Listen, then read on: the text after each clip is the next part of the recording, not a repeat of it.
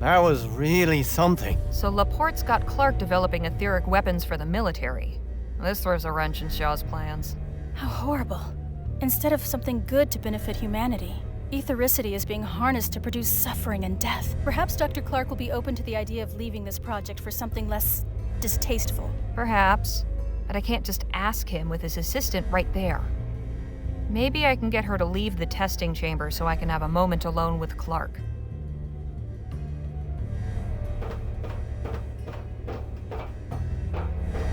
Hey, can we talk?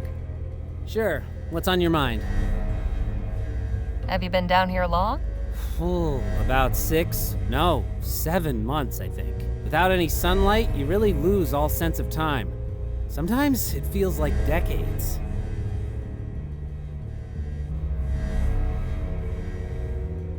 No sunlight? You mean you never go outside? No, of course not. Is this some kind of test? The terms were made very clear when we signed onto this project. We don't break protocol. I do really miss the sun, though. Sometimes I feel like a mushroom down here.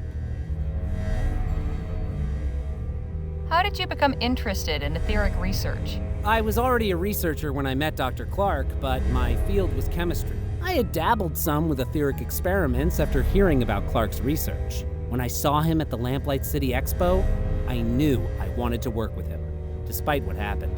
After the dust settled, I approached him about taking me on as an assistant. I got the feeling he was just surprised to still have any support. Don't you ever get bored here? Sure, all the time. We've got books, but I've read them all. This is my 3rd time through this one. At least this phase of the project's near completion. Maybe we'll get some time up top before the next one. Never would have dreamed there was a whole secret facility hidden under this rock in the middle of the bay. Who built it anyway? The military, I guess. Had to be someone with very deep pockets. Everything was already in place before they moved us in. What are your thoughts on Project Rosewater? Honestly, I try not to think about it too much. We're doing important scientific research, I can't deny that. Just because our focus is on weapons doesn't mean our results can't be used for other applications. How do you like working with Dr. Clark? It has its moments, but I'd be lying if I said it wasn't stressful. He gets wound up sometimes, which I understand. But other times he picks strange things to get cross about. Like what? Well, his biggest bugbear is food in the testing chamber. I made the mistake of taking my lunch in there once, and he just about had a conniption. Cleanliness is one thing, but this is a whole other level. So Clark dislikes food in the testing chamber, does he? Dislikes? More like detests. Know anything about General Laporte? I saw him once, right at the start of the project. Didn't talk to him. He seemed kind of intense. He's the one running the show, as far as I can tell. Beyond that, the man's a total mystery. Okay, see you around. Bye.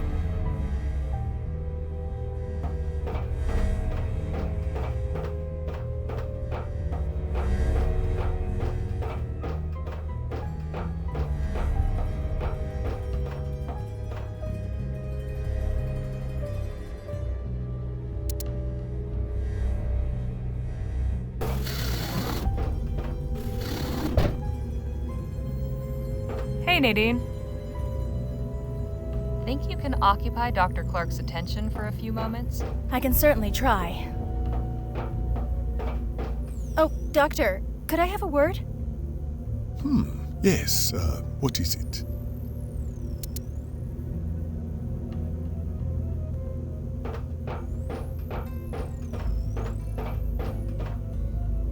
There. Now to watch the fireworks.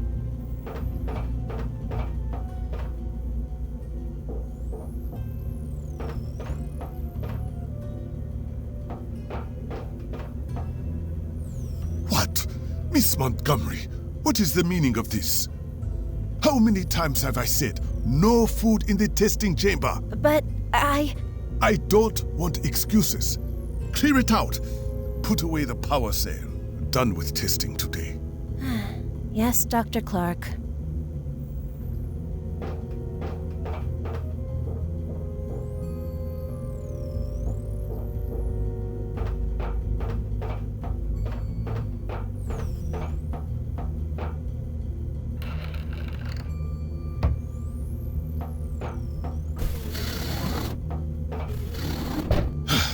apologize for that, Miss Leger, but I'm very particular about rules.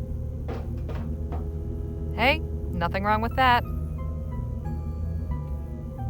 Dr. Clark? Yes, what is it?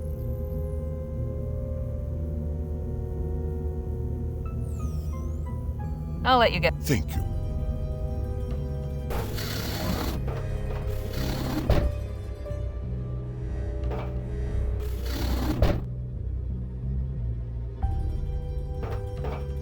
Can we talk? I suppose so. Just how long have you been working down here? Good question. It's difficult keeping track of time. We're in September, right? November, actually. Oh, then it's been longer than I thought. We came down here in March. What sparked your interest in etheric research? I followed Dr. Clark's career from the early days. He was one of the first to begin advancing etheric theory with practical experiments. Not only that, he was getting results. After I graduated from university, I sent him my thesis on the effects of ethericity on plants and animals. I guess that made me one of the few practical researchers out there, too. He wrote back immediately with an offer of employment. How do you keep from getting bored? The work is pretty all-consuming, and we don't have much of a social scene down here. Dr. Clark is kind enough to lend us his books to pass the quiet hours. Do you know who built this place? I suppose this is an old army base, but Clark's had it fitted with some really state-of-the-art equipment. We're lucky to be so well-resourced. I was blown away by that demonstration. Figuratively speaking, of course. Ha. We've been working on it non-stop, but there are a lot of kinks to work out before it'll be field-ready. For instance, we still can't get more than one shot out of each power cell. I suppose in an actual battlefield situation, you'd need to carry around a lot of cells and reload for every shot, like cannonballs. But the power cells are still very difficult to construct, so we only have a few prototypes. We have to recharge them constantly. How long does it normally take to charge one of the power cells? Around 6 hours. Wow. Wow is right. Joshua hooked one up to the etheric generator and discovered that it charged instantly. But Dr. Clark wasn't happy about it. Why not? He said it made the power cell unstable. But we didn't have to wait all day for the next trial, and Joshua was even able to get 2 shots out of that one. The overcharge effect is certainly something we should investigate later. Between you and me, doesn't it concern you that ethericity is being weaponized? Not at all. It's a powerful energy source, and this is one of many practical applications. Sure, but isn't it better to use it for less destructive purposes? We live in a dangerous world, and these are uncertain times. Other nations probably have their own etheric weaponry development programs underway. If we didn't pursue this research, we'd be falling behind. A new weapon is most useful as a deterrent. Having it in your back pocket means everyone else thinks twice before firing on you. I know Dr. Clark's had some moral reservations about the military applications of ethericity, but he's a professional through and through. So, what's working with Dr. Clark like? He's a brilliant man. I learn something new from him every day. He seems short-tempered. Well, yes, but that's just the genius mind, isn't it? No room left over for navigating social niceties. Can you tell me anything about General Laporte? Not really. I know he's the one overseeing this project, but I've never had the opportunity to speak with him. What was that about a faster way to charge the power cells? Joshua figured out that hooking the power cell to the etheric generator charged it instantly, but Dr. Clark discouraged it because it makes the power cell unstable. I appreciate the chat. It's nice to have someone new to talk to.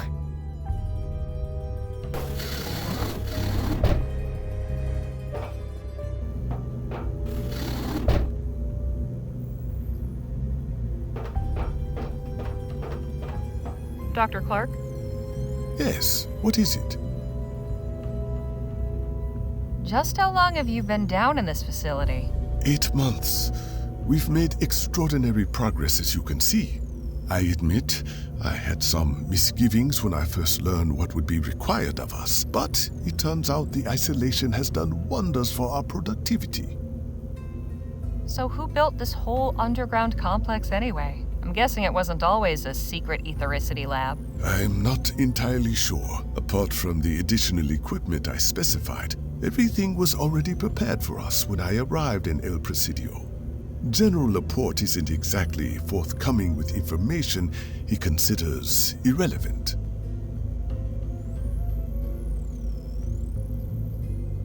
Who came up with Project Rosewater?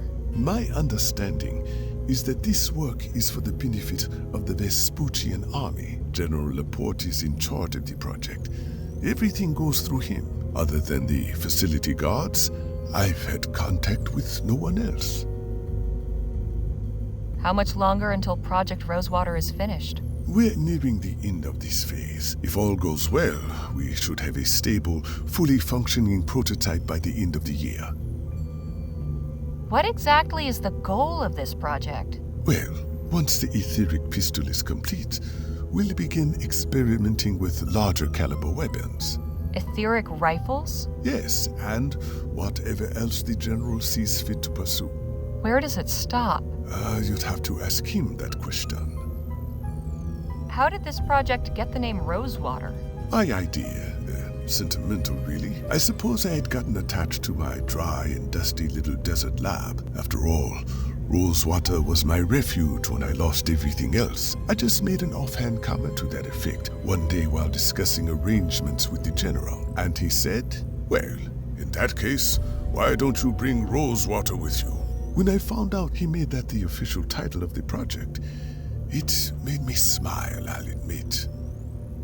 Why did you agree to work on this project? Why? I just experienced the worst disaster of my life. My work was first ridiculed and then outlawed, and I was exiled to a barren wasteland. The only prospect I could see was to leave the country and start everything over.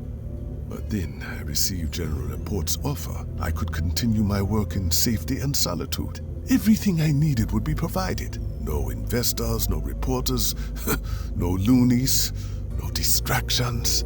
I'm certain anyone in my position would have jumped at the opportunity. I'll let you go. Thank you.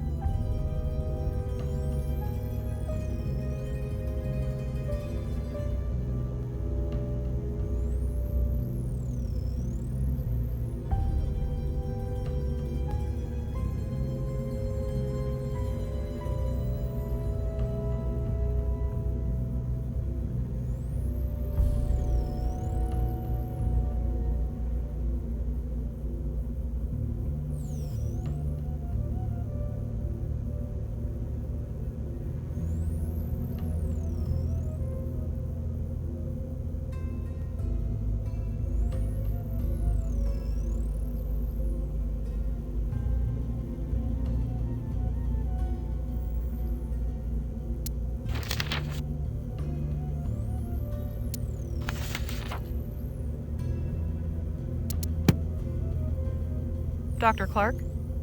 Yes, what is it? Do you know much about General Laporte? Not a great deal, no. I only met him when he summoned me to El Presidio. We speak occasionally, but only about professional matters. Just as well, I suppose. His interests don't align particularly well with mine. So your relationship is purely professional? It's an acquaintanceship at best. Dr. Clark, there's something I need to tell you. We're not really from General Laporte's press corps. What? Who are you then? Some folks who are hired by D.W. Shaw to come find you. The head of Vespuccia Petrol. The very same. What does she want with me? She wants you to help her company pivot from oil to ethericity. How does she intend to circumvent the ban? She seems to think it'll be lifted soon, or that she can influence things in that direction. So she would have me work for VP to generate etheric energy for widespread use? As an alternative power source, yes. It might even replace coal and oil someday.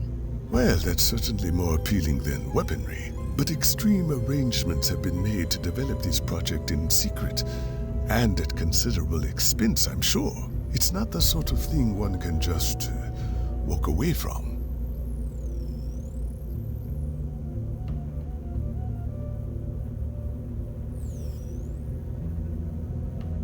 I'm not so sure Laporte is acting in his capacity as a military general with the full backing and authority of the Vespuccian government here. We've seen plenty of things that don't add up. The clandestine nighttime shipments, the hired private agents, the hidden underground base, all the convoluted arrangements here, the fact that all this research is still technically illegal. I think this is all a side gig. Some kind of secret conspiracy running on misappropriated funds. Don't you see? That means he doesn't have power over you. You could expose everything that's going on here. You'd have leverage over him. I think that means he could send someone to murder me to keep me quiet, and not lose a wink of sleep over it. That's not exactly convincing me to leave. So you're dead set on staying here? You won't consider Shaw's offer? I admit it's enticing, but is it worth the risk? You'd prefer your research be used to find new ways to kill people? No, but Look, I understand. You suffered a terrible setback after the expo. I'm sure it must have been hard. You probably felt like nobody would ever take you seriously again. You have no idea. I do know that if I were in your shoes, I'd have probably grabbed onto any lifeline. But I can tell your heart's not really in it, especially knowing what it is you're building. Yes, well... So you're gonna squander this opportunity to do some real good in the world because you're afraid of a stuffy old general? You're right, Miss Leger. This isn't about me. This is about humanity. I'll come with you. But... oh goodness. How shall we... We need to do this discreetly. My assistants can't know what's going on. I'm going to my quarters to settle some things. Excuse me.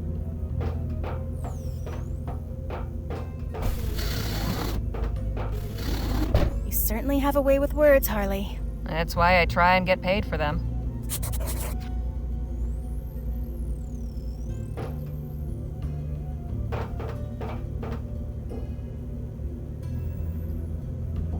Let's hope nobody notices this is missing.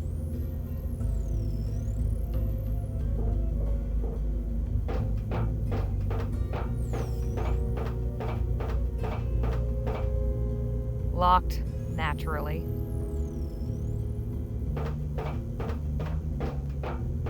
The lab assistant's desk. She's written some notes, but I...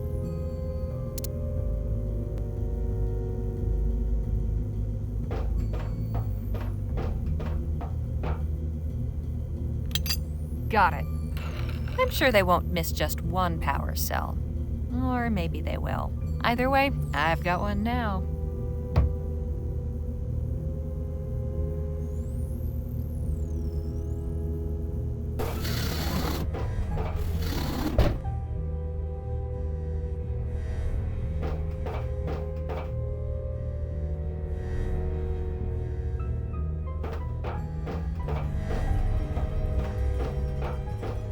An etheric generator. It's big and loud. This seems like a good place to attach the wires.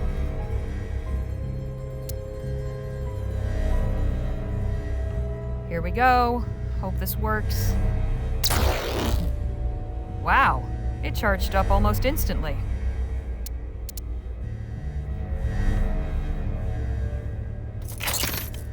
Locked and loaded.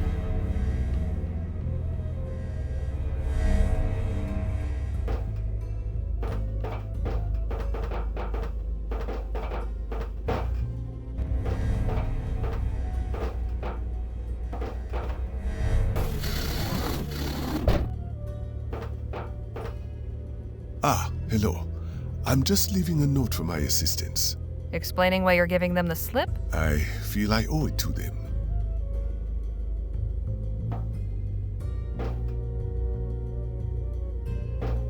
Might I borrow your screwdriver, Dr. Clark? By all means. Dr. Clark? Yes, what is it? So how do we make our escape without alerting your assistants? First things first. We need to call the elevator so we have a way out. But we also need to find a way to disable the communications relay. Otherwise, the alarm will be raised and they'll catch us in no time. So how can we call the elevator? Good question. It requires a 4-digit code. To my knowledge, the only people who know it are General Laporte and the guard upstairs. Too bad I didn't think to ask what it was before getting rid of him. Without that code, we are stuck. I'll figure something out. Could you explain this communications relay thing? Of course. Next to the elevator, there's a device we can use to contact the person standing guard upstairs. It's mainly for emergency use. If the guard doesn't respond after a time, the wires relay the signal to Laporte's office. So we need to disable it to keep Laporte from suspecting anything. Precisely.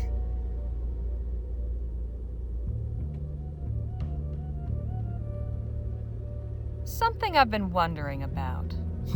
When we first started looking for you, the idea was floated, let's say, that you had a stash somewhere of cash left over from investments in your research that had to be concealed once the work became illegal. Is there any truth to that notion?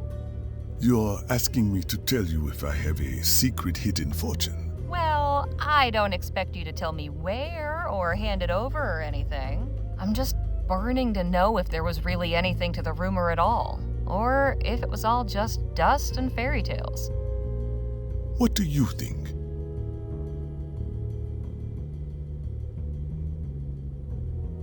Call me a romantic, but I just have a feeling there's more to this story. You strike me as a man who might have some tricks up his sleeve, and 1 or 2 secrets. Did you know that a group of ethericity worshippers flocked to your old lab and set up a commune there? My lab in Rosewater? Yup. We met them when we went there looking for clues as to your whereabouts. They picked everything clean. Built a kind of museum to you and your work. I had no idea, but my work always attracted strange sorts. Curious gawkers would show up now and again, hoping to catch a glimpse of something spectacular, or the angry bereaved, threatening vengeance for the victims of the disaster. It's been quite a relief not having to worry about all that down here. That commune by your lab? They're from a religious movement calling themselves the Luminarians. They believe a whole bunch of gobbledygook about glowing people who live in the ether, and people who die from ethericity being really lucky because they go to etheric heaven or something, and they like to paint shadows and butterflies all over everything for some reason. They also think you're some sort of saint or prophet, and there's a mural with a painting of you looking like you're going through this kind of portal in space and talking to some glowy angel alien creatures. Wow. I'll let you get back to it. Thank you.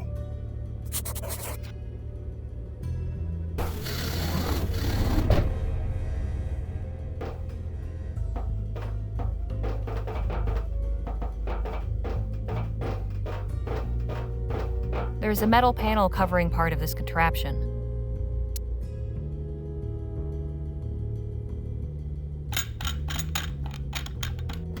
There we go.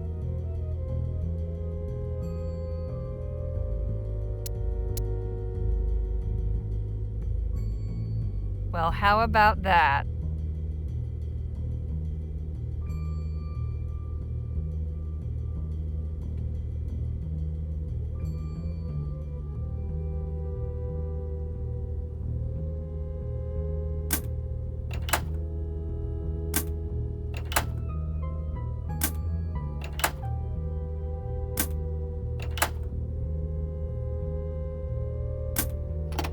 There! That was it. I figured out the code. The elevator's ready to be called. Wonderful. Let's be going then. Not just yet. I need to take care of the communications relay. The what? That contraption on the wall there. Clark said we need to disable it before we leave.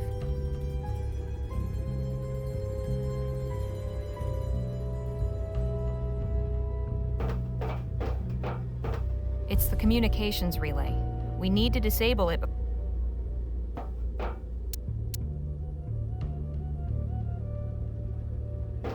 Stand back. I'm taking this thing out.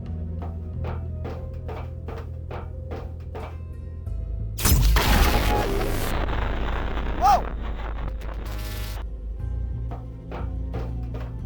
I thought the plan was to do this discreetly. Desperate times and all that. Now come on, let's get out of here. You're taking the prototype, I see. Wait, where did you get a charged power cell? We only charged one up, and we used it in the demonstration. I hooked this one up to the etheric generator. You what?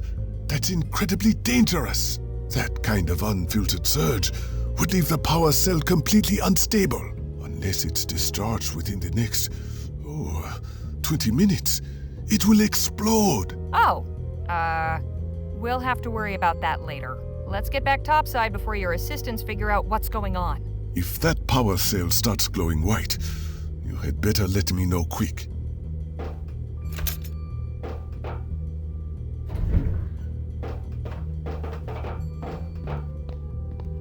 After you, Doctor.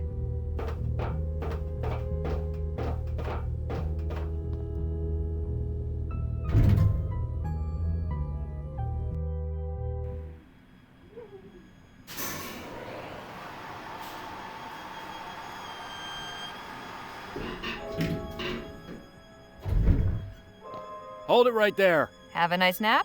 I was hoping it'd last longer. Shut up. Hand over your weapons and come with us. There's someone wants to see you.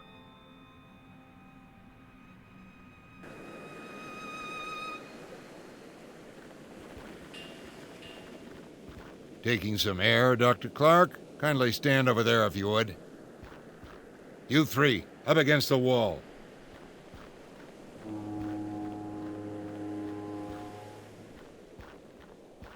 She had this funny pistol on her. Ah, there it is. Can't let this fall into the wrong hands, can we? Now, have you got anything to say for yourself?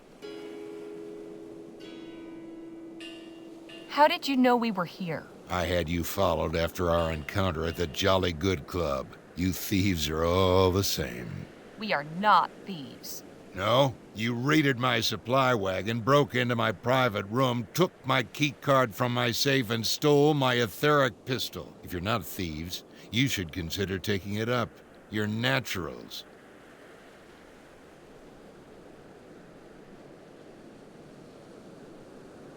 We were tasked with finding Dr. Clark. Everything we did was necessary to that end. Now, I hardly think that's true. It's clear to me you've no idea what you've stepped into. So, who put you up to this?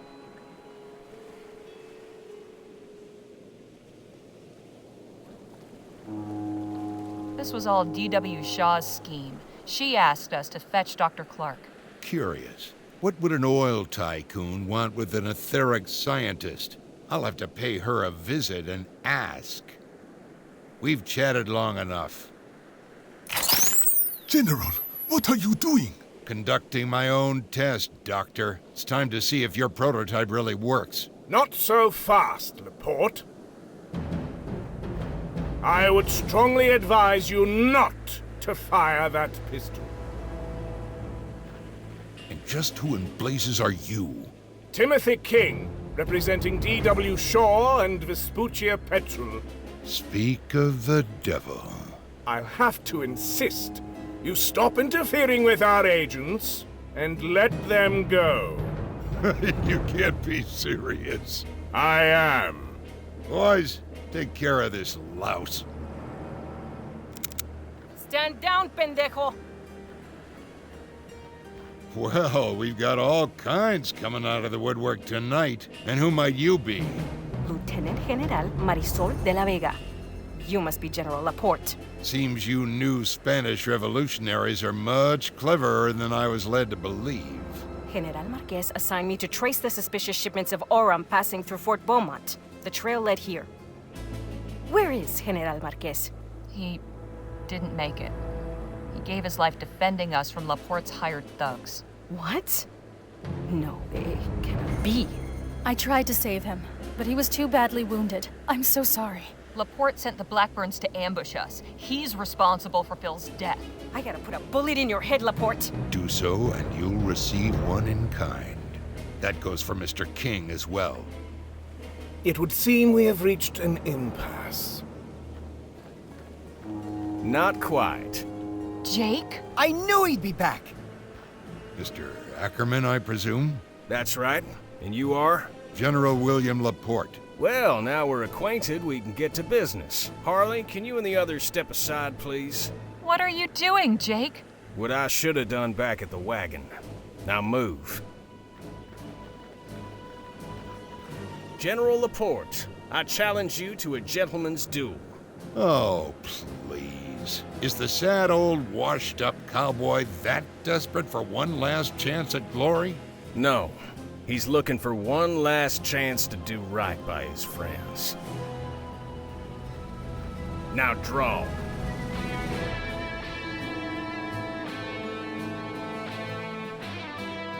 You picked the wrong man to duel, Laporte.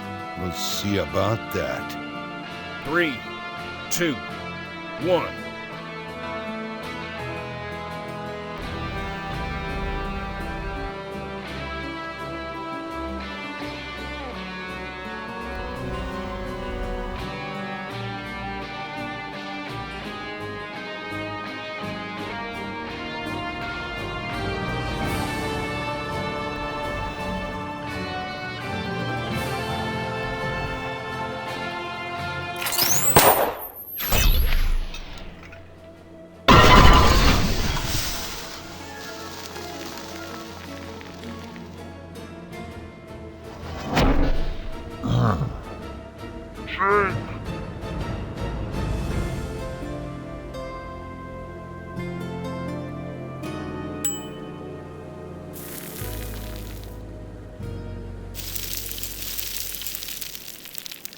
Jake!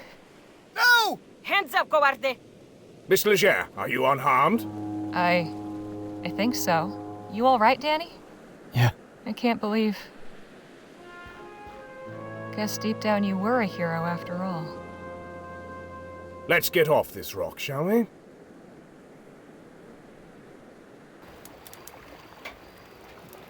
Thanks for your help back there, Lieutenant General. You are welcome. For what it's worth, I'm sure General Marquez would be proud to know you're leading the revolution now. News of his death will be a great blow to morale, but we will carry on the fight in his name. He was an inspiration to us all. At the very least, the revolution can make use of the Oram stored on the island, now that the man who conspired to steal it is dead. Technically, that Oram was government money and belongs to the people of Vespuccia. But as a citizen of this country, I say, have it, with my blessing. Viva la revolucion! Gracias. We have a difficult path ahead of us, but I have hope. I wish you the best of luck. Thank you, Miss Leger.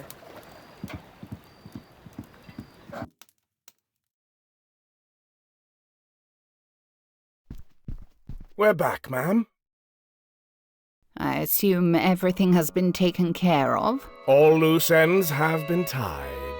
Splendid. Send them in.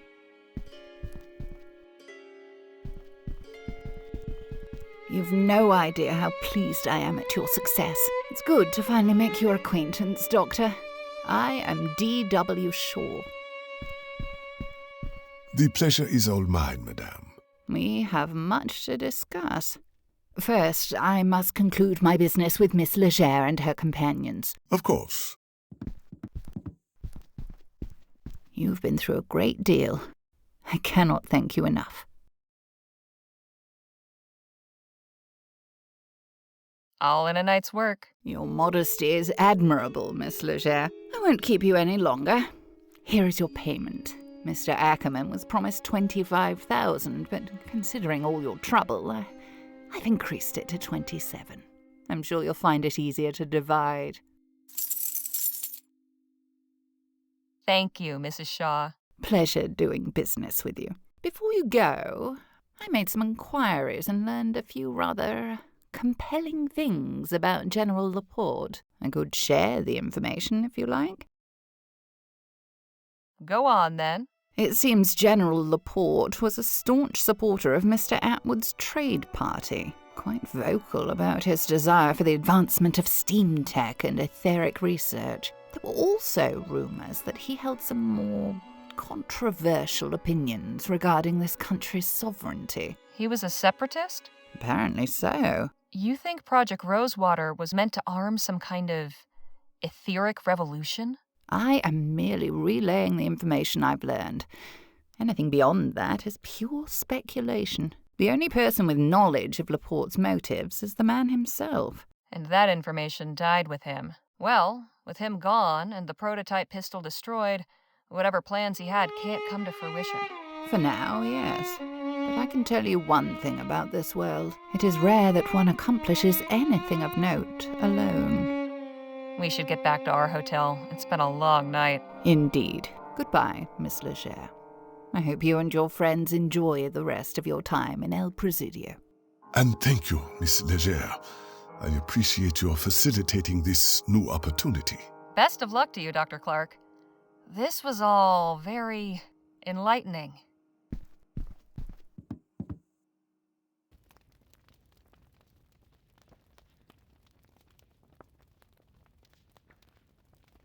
So, what are you two planning on doing next? I'm honestly not sure. But I think I will apply for a medical license after all. I may go back to the San Bernardo Valley, or I may stay here on the coast. It's something I'll have to discuss with Lola. What about you, Danny? I'm not really sure. Suppose it wouldn't be such a bad idea to visit my folks. It's been too long. After that, guess I've got to find a new line of work. What about you, Harley? Suppose I'll head back to Rosewater. I've got an article to write after all. And I guess this is goodbye. This is where we part ways, for now. But you know where to find me. And you can be damn sure I'll write back. Hope I'm not interrupting anything. Lola, Nadine was just talking about you. Thought I felt my ears ringing. Anyways, I'm heading back to Rosewater. Wanted to see if you needed a lift. We're heading back already? Sure, but just for a few days. We'll set out again after that. Anywhere you like. You ever for a moment consider just slowing down a tad? Never. Say your farewells and let's go. See you around, Danny. It was a real pleasure traveling with you. So long. Goodbye, and good luck.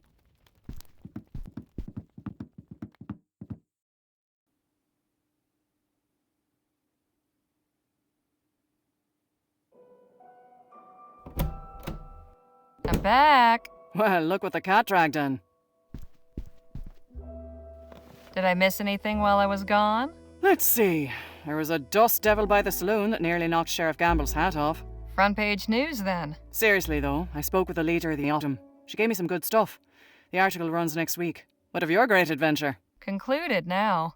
But I've got plenty of material for an article. Maybe even 5. Then you'd best get to it. Better to jot everything down while it's still fresh. Right you are, boss.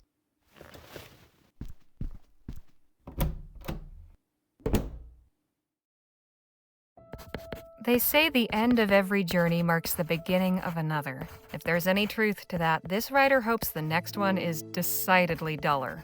My companions and I set out from Rosewater and traveled across the Vespuccian frontier, encountering bandits, rebels, visionaries, eccentrics, and many more friends and foes. We were led to believe that our quest was for Dr. Bennett Clark's missing fortune, but as it turned out, we were on the trail of the very man himself. The following is an account of that journey, with no detail spared, no fact left unrelated.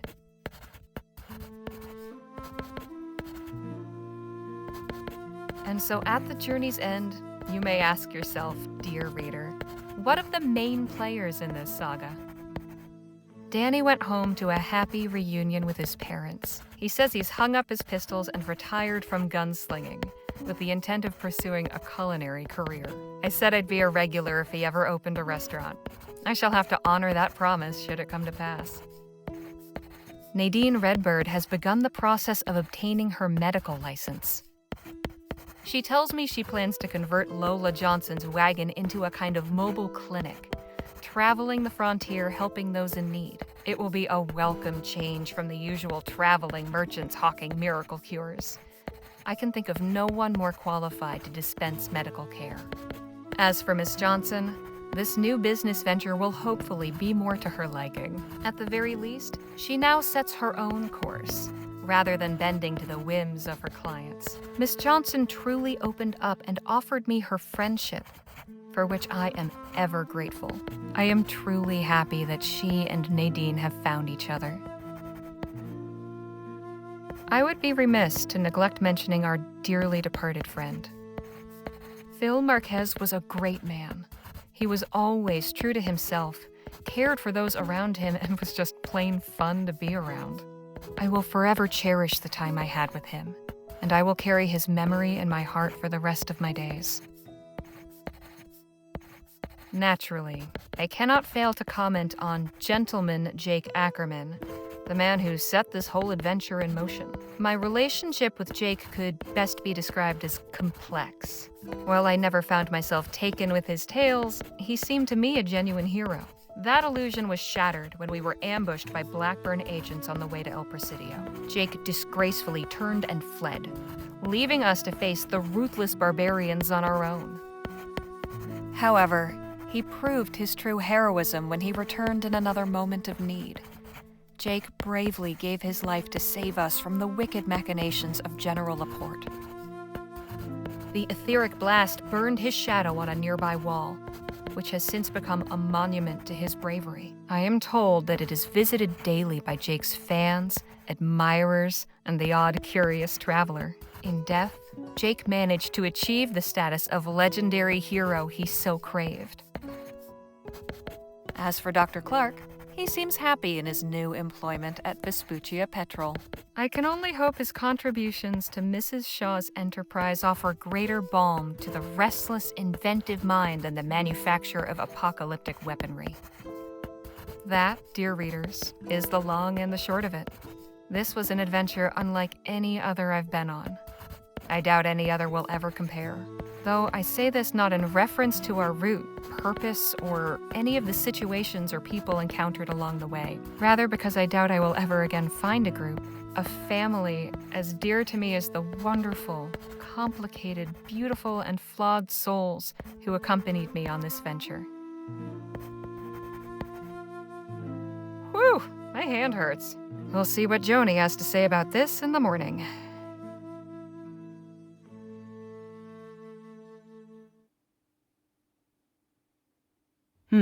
Well, what do you think? You want my honest opinion? Yes, of course I do.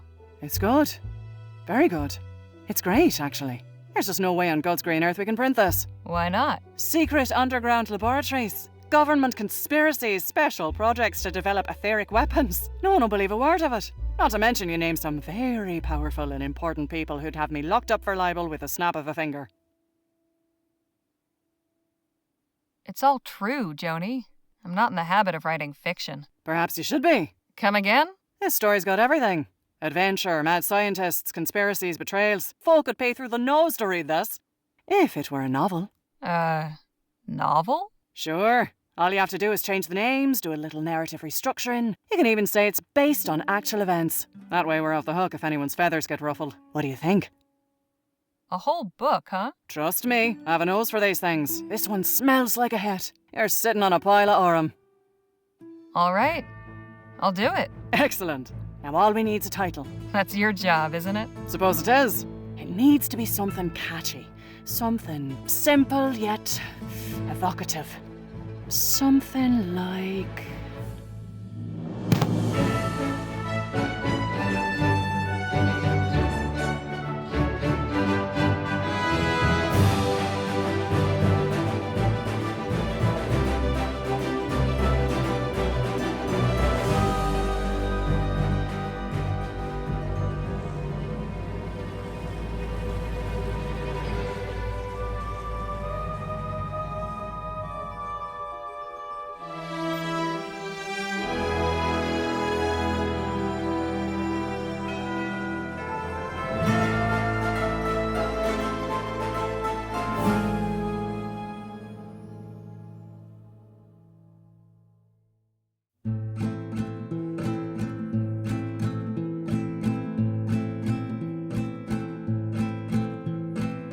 Dime qué me haré sin tu amor, flor silvestre.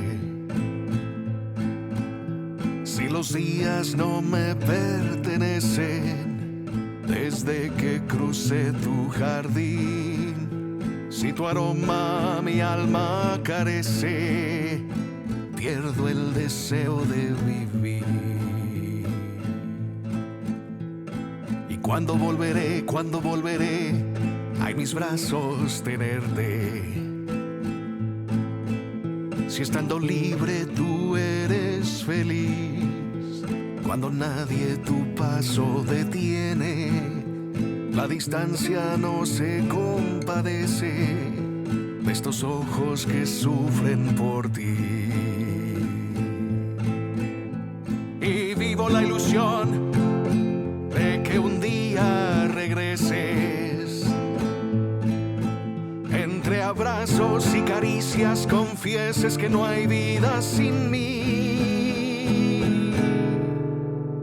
Y dime qué me haré sin tu amor, flor silvestre. Si los días no me pertenecen desde que crucé tu jardín, si tu aroma mi alma carece, pierdo el deseo de vivir.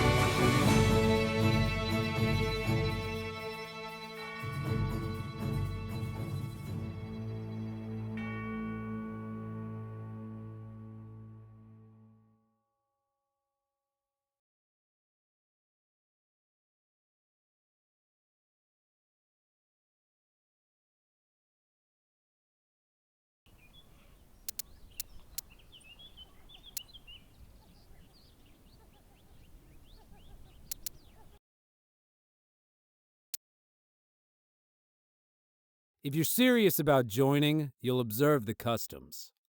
Also, it's an adventure game, that's why. Click on me. Click on me again. Ouch, stop clicking on me. If you would just stop clicking on me, I would tell you what to do next. Ooh, that felt good, though. Not there. Don't click there. This is not a mature-rated game.